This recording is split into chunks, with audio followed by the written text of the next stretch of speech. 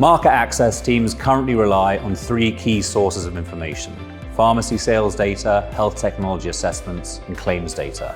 The problem with these sources is they paint an incomplete picture of the global standard of care landscape. For example, claims data is only available at scale in the US, and health technology assessments are just a recommendation, not a guarantee that a drug will be integrated into the official standard of care. Pharmacy sales data can be misleading because cross-border exchanges often happen when prices vary significantly between countries, which makes it hard to get a clear picture on actual consumption patterns country by country.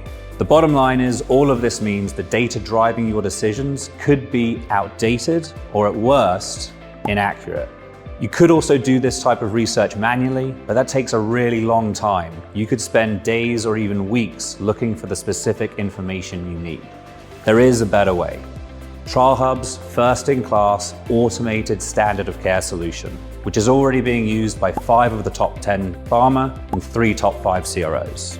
We're the first and only solution that sources standard of care data in real time, directly from the source, the local reimbursement authorities. Imagine being able to instantly access real-time, accurate, and reliable insights, all with a few mouse clicks. Well, now you can with TrialHub.